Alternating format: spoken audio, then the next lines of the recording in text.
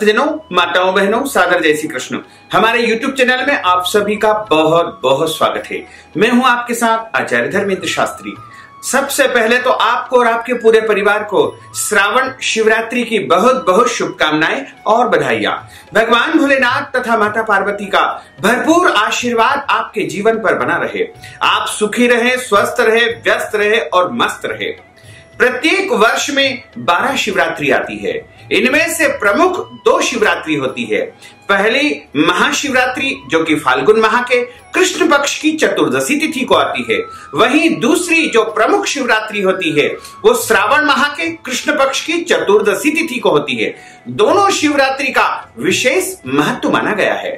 और बाबा भोलेनाथ को प्रसन्न करने का यदि सबसे उत्तम दिन होता है तो वो शिवरात्रि होती है। और श्रावण का महीना भोले बाबा का सबसे प्रिय महीना होता है और इस महीने में माता पार्वती के साथ भोले बाबा अपनी ससुराल में पृथ्वी पर आते हैं। और ऐसे दिव्य समय में यदि हम उनकी उपासना करते हैं, उनकी महिमाओं का श्रवण करते हैं या फिर उनके मंत्रों का जाप करते हैं, कथाओं का श्रवण करते हैं और कोई भी उपाय करते हैं या फिर उनकी प्रिय वस्तु उनको अर्पण कर देंगे तो निश्चय ही हमारे जीवन में सुख आएगा, समृद्धि आएगी, वैभव आएगी तथा किसी भी चीज की कोई कमी हमारे जीवन में नहीं होगी और हमारे जीवन की प्रत्येक इच्छाओं की पूर्ति हो जाएगी। शिक्षा में यदि आप उन्नति चाहते हैं या फिर आप अच्छी नौकरी प्राप्त करना चाहते हैं या फिर आप नौकरी तो करते हैं लेकिन आप पदोन्नति चाहते हैं या फिर आप अपनी सैलरी या आमदनी बढ़ाना चाहते हैं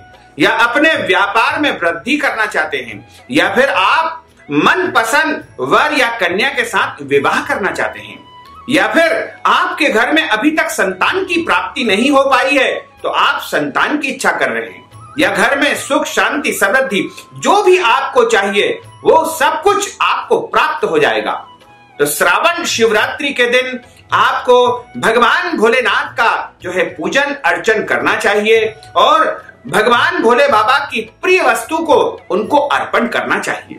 श्रावण शिवरात्रि की जो रात्रि होती है उस रात्रि में भोले बाबा माता पार्वती के साथ अत्यंत प्रसन्न अवस्था में रहेंगे और ऐसे दिव्य समय में उनकी प्रिय वस्तु यदि आप उनको अर्पण करेंगे तो निश्चय ही वो आपको मनचाहा फल प्रदान करेंगे। तो श्रावण की जो शिवरात्रि है उसका व्रत करना चाहिए और इस दिन वैसे तो निराहार रह करके व्रत करना चाहिए, यानी जल पी सकते हैं, फल ले सकते हैं और दूध से बनी वस्तुओं का आप सेवन कर सकते हैं। लेकिन ध्यान रखें इस व्रत में खटाई नहीं खाना चाहिए। यदि आप चाहें तो मीठा दही इसमें उपयोग कर सकते हैं लेकिन खट्टी वस्तु इस शिवरात्रि के व्रत में बिल्कुल भी खाने का वर्जित माना गया है।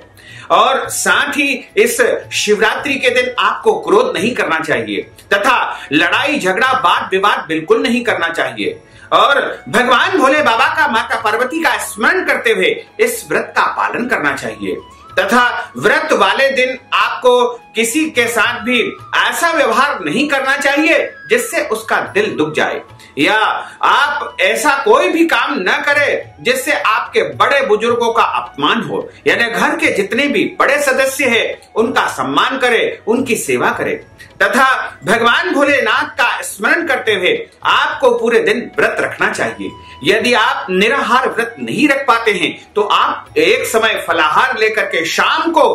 पूजन करने के पश्चात भोजन कर सकते हैं और इस भोजन में आपको शुद्ध सात्विक भोजन लेना चाहिए तथा भगवान भोलेनाथ का पूजन तो वैसे आप सुबह से लेकर के देर रात तक पूरे दिन और रात्रि कर सकते हैं, लेकिन पूजन का यदि सबसे सर्वोत्तम समय श्रावण शिवरात्रि का होता है तो वो रात्रि काल का होता है, यानी रात्रि 9 बजे से लेकर के 12 बजे का जो समय होता है वो निशीत काल का होता है। वैसे तो शिवरात्रि में 4 प्रहर की पूजा का भी विशेष विधान है। 4 प्रहर का मतलब होता है शाम को 6 बजे से लेकर के 9 बजे तक पहला प्रहर होगा और रात्रि 9 बजे से लेकर के 12 बजे तक का जो समय होगा वह दूसरा प्रहर होगा और यही समय निशीत काल का कहलाएगा तथा उसके बाद जो रात्रि 12 बजे से लेकर के 3 बजे तक का जो समय होगा वह तीसरा प्रहर कहलाएगा, तथा उसके बाद जो अगली सुबह यानी 3 बजे से लेकर के सुबह 6 बजे तक का जो समय होगा वह चतुर्थ प्रहर कहलाएगा। इस प्रकार शिवरात्रि में 4 प्रहर की पूजा का विशेष विधान है, और यदि आप 4 प्रहर की पूजा नहीं कर सकते हैं और पूरी रात आप जागरण नहीं कर सकते हैं तो आपको 12 बजे तक जागरण अवश्य करना चाहिए और निशीत काल में भगवान का पूजन अर्चन करना चाहिए। यदि आप मंदिर जाकर के पूजा कर सकते हैं तो बहुत उत्तम है, यदि नहीं भी कर सकते हैं तो आप अपने घर में जो शिवलिंग है, शिव जी की मूर्ति है या शिव जी का जो भी चित्र है उनके सामने आपको बैठ करके भगवान का पूजन अर्चन करना चाहिए।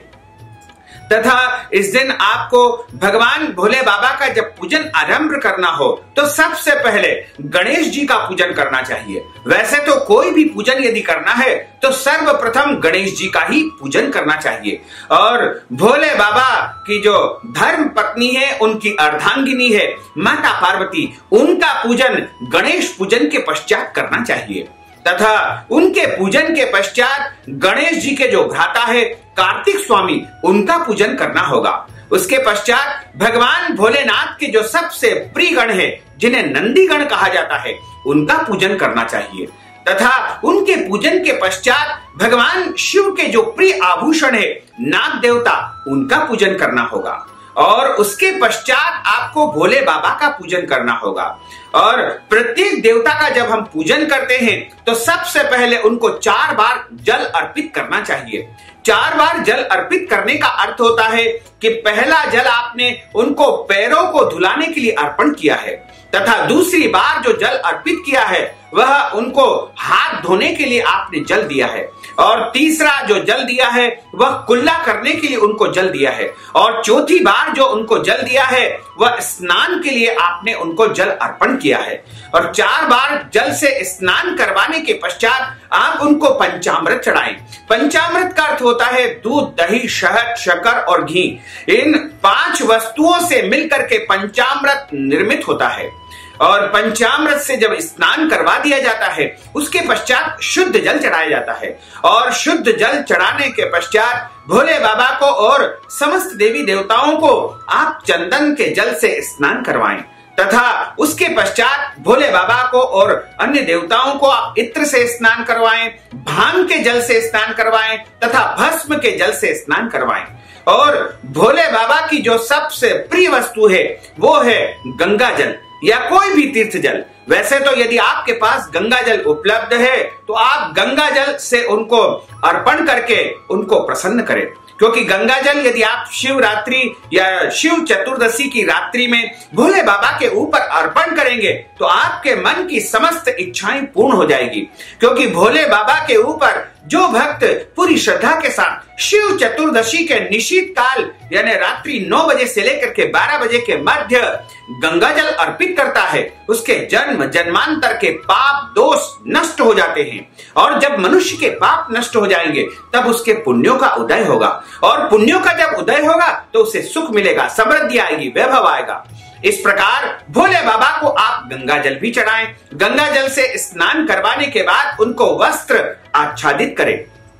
यानी वस्त्र का अर्पण करें। वस्त्र के रूप में आप भोले बाबा को सफेद कपड़ा चढ़ा सकते हैं, या फिर आप कलावा या मौली जिसे कहा जाता है, रक्षा सूत्र भी हम कहते हैं, वो अर्पण करें। उसके बाद जनेऊ जोड़ा भगवान को अर्पण करें, और उसके पश्चात भोले बाबा को चंदन का त्रिपुंड लगाना चाहिए। इन 3 उंगलियों के माध्यम से चंदन का त्रिपुंड लगाया जाता है। उसके बाद हाथ में अक्षत यानी चावल लेकर के उनको गीले करके और उनका पानी निचोड़ करके भोले बाबा के ऊपर अर्पण करें। उसके बाद भोले बाबा के ऊपर बिल्व पत्र चढ़ाएं। बिल्व पत्र हमेशा उल्टे चढ़ाए जाते हैं। शमी पत्र चढ़ाएं, भांग चढ़ाएं, भस्म चढ़ाएं, और ये सब वस्तुएं अर्पण करने के बाद यदि आपके पास उपलब्ध है तो कनेर के पुष्प भी चढ़ाएं। ऐसा माना जाता है कि जो मनुष्य कनेर का पुष्प भगवान भोलेनाथ को अर्पण करता है वह 100 बिल्व पत्र चढ़ाने का फल प्राप्त करता है। उसके पश्चात आप उनको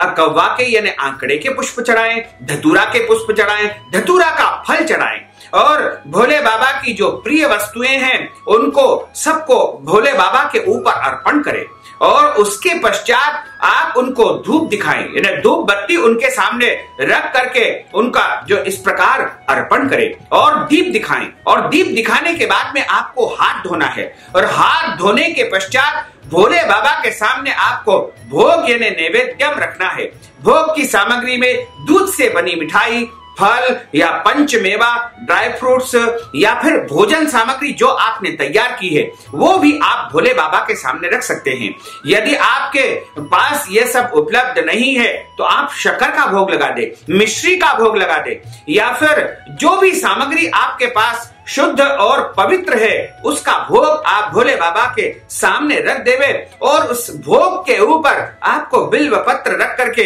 जल आसपास घुमा देना है तथा भोले बाबा से प्रार्थना करनी है। पान के ऊपर लौंग, इलायची, सुपारी रख करके पुंगी फल तांबुल अर्पण करे। एक नारियल भोले बाबा के सामने अर्पण कर दे और नारियल के ऊपर दक्षिणा रख करके और अर्पण करे तथा भगवान भोलेनाथ की आरती करे। इस प्रकार आप भगवान का पूजन संपन्न करें। और यदि आपके पास ये सामग्री कुछ भी उपलब्ध नहीं है, क्योंकि कई लोगों के पास ये सामग्री उपलब्ध नहीं हो पाती है, तो इन सब के अभाव में धर्म ग्रंथों में ऐसा लिखा हुआ है कि सर्वे अभावान अक्षतान समर्पयामि। मनुष्य के पास यदि भगवान को अर्पण करने के लिए कोई भी वस्तु उपलब्ध नहीं है तो सब चीजों के अभाव में वह चावल उनको चढ़ावे। और यदि आप अपनी मन की इच्छाओं को पूर्ण करना चाहते हैं तो भोले बाबा को महाशिवरात्रि और श्रावण शिवरात्रि की रात्रि में आपको गंगा जल अवश्य चढ़ाना चाहिए। जब आप भोले बाबा के ऊपर गंगा जल की धारा लगाएं उस समय ओम नमः शिवाय, ओम नमः शिवाय, ओम नमः शिवाय इस प्रकार महामंत्र का जाप करते हुए आपको भोले बाबा को गंगा जल अर्पित करना चाहिए। जो मनुष्य इस श्रावण शिवरात्रि की रात्रि में भोले बाबा के ऊपर गंगा जल का एक बिंदु भी चढ़ा देता है उसके जन्म जन्मांतर के सारे पाप, दोष, कष्ट, पीड़ाएं सब कुछ समाप्त हो जाएगी तथा उसके जीवन में एक नया प्रकाश आएगा, उसका भाग्योदय हो जाएगा, उसकी किस्मत चमक जाएगी और कई प्रकार के जो उसके बिगड़े हुए काम है, अटके हुए काम है, रुके हुए काम है वो सब बनने लगेंगे। क्योंकि सबसे जल्दी यदि कोई देवता प्रसन्न होते हैं तो वो भगवान भोलेनाथ होते हैं। और यदि आप पूरी निष्ठा के साथ, श्रद्धा के साथ, विश्वास के साथ भगवान भोलेनाथ की शिव चतुर्दशी की रात्रि में इस प्रकार से पूजन करते हैं या केवल गंगा जल भी आप उनको चढ़ा देंगे या फिर नर्मदा जल चढ़ा दीजिए, तीर्थ जल चढ़ा दीजिए और आपके पास जो भी तीर्थ का जल है, यदि कोई भी तीर्थ का जल आपके पास उपलब्ध नहीं है तो आप एक तांबे के लोटे में शुद्ध जल रखिए और स्मरण कर लीजिए, ध्यान कर लीजिए कि हे गंगा माता, आप हमारे इस पात्र में आकर के विराजित हो जाइए, हम आपको जो है भोले बाबा के ऊपर अर्पण करने जा रहे हैं। इस प्रकार आप यदि पूरी निष्ठा के साथ, पूरे विश्वास के साथ गंगा जी का आवाहन करेंगे, उनको आमंत्रित करेंगे तो उस पात्र में गंगा जी स्वयं उपस्थित हो जाएगी और उस जल को यदि आप अर्पण करेंगे तो आपको गंगा जल का संपूर्ण फल प्राप्त हो जाएगा तथा गंगा जल चढ़ाने का आपको जो फल प्राप्त होता है वही फल आपको प्राप्त होता है। ये बात बिल्कुल परम सत्य है, इसमें कुछ भी संदेह नहीं है। तो भक्तजनों, इस प्रकार आप भगवान का पूजन करें और यदि आप चाहें तो इस श्रावण शिवरात्रि की रात्रि में ओम नमः शिवाय का जाप भी करें, क्योंकि इस रात्रि में भगवान का महामंत्र पंचाक्षरी ओम नमः शिवाय का कोई भी मनुष्य जाप कर सकता है। बच्चे कर सकते हैं, कुंवारी लड़कियां कर सकती है या सौभाग्यवती महिलाएं कर सकती है या फिर स्त्री पुरुष वृद्ध या अन्य कोई भी व्यक्ति इस महामंत्र का श्रावण की शिवरात्रि की रात्रि में जाप करता है तो निश्चय ही उसे अनंत और अक्षय पुण्य फल की प्राप्ति होती है तथा उसके जीवन की समस्त मनोकामनाएं पूर्ण हो जाती है।